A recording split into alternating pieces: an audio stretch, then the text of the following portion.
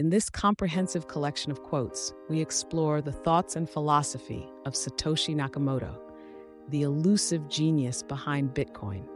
Each quote sheds light on different aspects of Bitcoin and blockchain technology, offering a glimpse into the mind of a person who envisioned a financial revolution.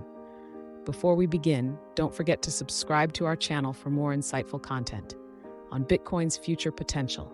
I'm sure that in 20 years there will either be very large transaction volume or no volume. Bitcoin's immutable core design.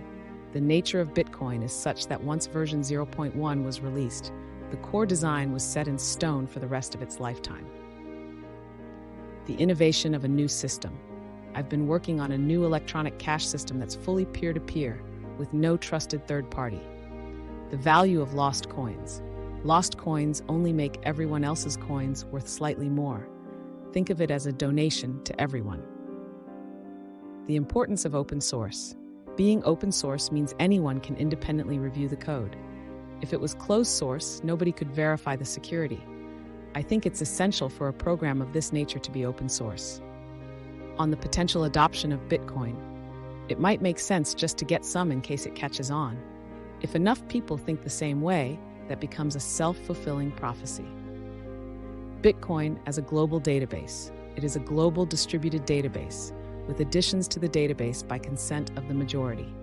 The issues with banks. Banks must be trusted to hold our money and transfer it electronically, but they lend it out in waves of credit bubbles with barely a fraction in reserve. We have to trust them with our privacy, trust them not to let identity thieves drain our accounts. Their massive overhead costs make micropayments impossible. Introduction to Bitcoin. I've developed a new open-source P2P e-cash system called Bitcoin. It's completely decentralized, with no central server or trusted parties, because everything is based on crypto proof instead of trust. Bitcoin and libertarianism. It's very attractive to the libertarian viewpoint if we can explain it properly. I'm better with code than with words, though. On P2P networks. Governments are good at cutting off the heads of a centrally controlled networks like Napster, but pure P2P networks like Nutella and Tor seem to be holding their own. Bitcoin's accessibility. Bitcoin would be convenient for people who don't have a credit card or don't want to use the cards they have. Decentralized control. The result is a distributed system with no single point of failure. Users hold the crypto keys to their own money and transact directly with each other with the help of the P2P network to check for double spending. The vision of electronic cash, a purely peer-to-peer version of electronic cash, would allow online payments to be sent directly from one party to another without going through a financial institution. On Bitcoin's conception. I've been working on Bitcoin's design since 2007. At some point, I became convinced there was a way to do this without any trust required at all and couldn't resist to keep thinking about it. Bitcoin's comparison with stocks and commodities. Bitcoins have no dividend or potential future dividend, therefore not like a stock, more like a collectible or commodity. The simplicity of cryptographic proof. With e-currency based on cryptographic proof, without the need to trust a third-party middleman, money can be secure and transactions effortless. On the failure of centralized e-currencies. A lot of people automatically dismiss e-currency as a lost cause because of all the companies that failed since the 1990s. I hope it's obvious it was only the centrally controlled nature of those systems that doomed them. I think this is the first time we're trying a decentralized, non-trust-based system. The challenge of money supply adjustment. There is nobody to act as central bank or Federal Reserve to adjust the money supply as the population of users grows.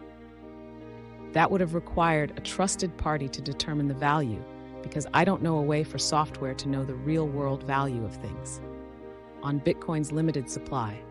Eventually, at most, only 21 million coins for 6.8 billion people in the world if it really gets huge. But don't worry. There are another 6 decimal places that aren't shown, for a total of 8 decimal places internally. It shows 1.00, but internally it's 1.000000. If there's massive deflation in the future, the software could show more decimal places. The role of transaction fees. In a few decades, when the reward gets too small, the transaction fee will become the main compensation for nodes. On the cost of production and value, the price of any commodity tends to gravitate toward the production cost. If the price is below cost, then production slows down. If the price is above cost, profit can be made by generating and selling more. At the same time, the increased production would increase the difficulty, pushing the cost of generating towards the price. The distribution plan for Bitcoin. Total circulation will be 21 million coins. It'll be distributed to network nodes when they make blocks, with the amount cut in half every 4 years. First 4 years, 10.5 million coins. Next 4 years, 5.25 million coins. Next 4 years, 2.62 million coins. Next 4 years, 1.3125 million coins, etc. When that runs out, the system can support transaction fees if needed.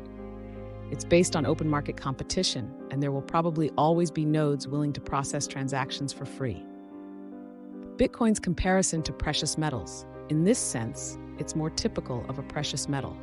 Instead of the supply changing to keep the value the same, the supply is predetermined and the value changes. As the number of users grows, the value per coin increases. It has the potential for a positive feedback loop. As users increase, the value goes up, which could attract more users to take advantage of the increasing value.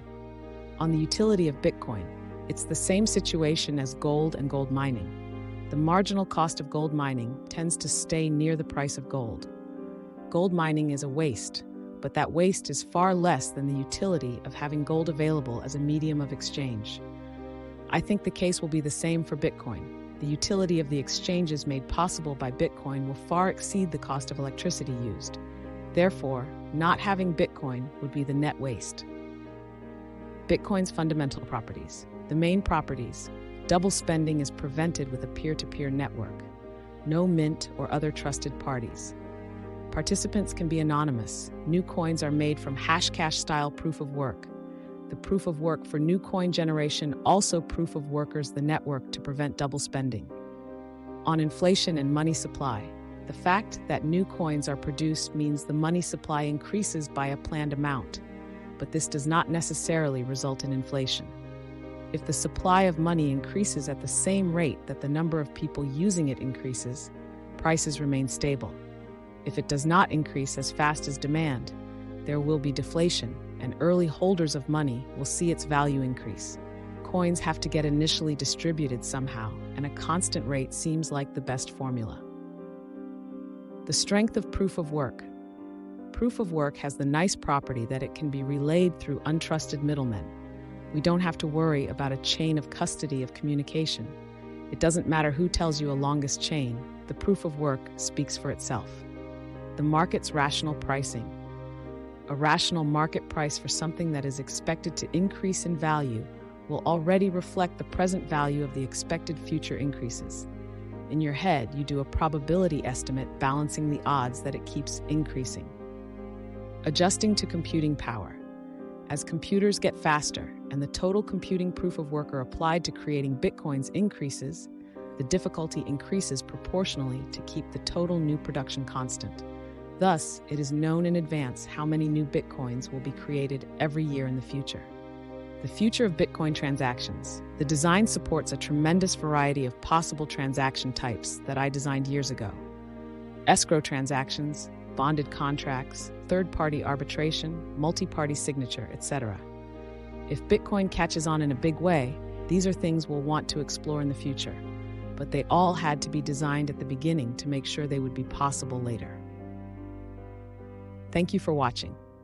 For more information and updates on cryptocurrency investing, visit our website, satoshilegacy.org, and don't forget to like, share, and subscribe to our channel for more insightful content.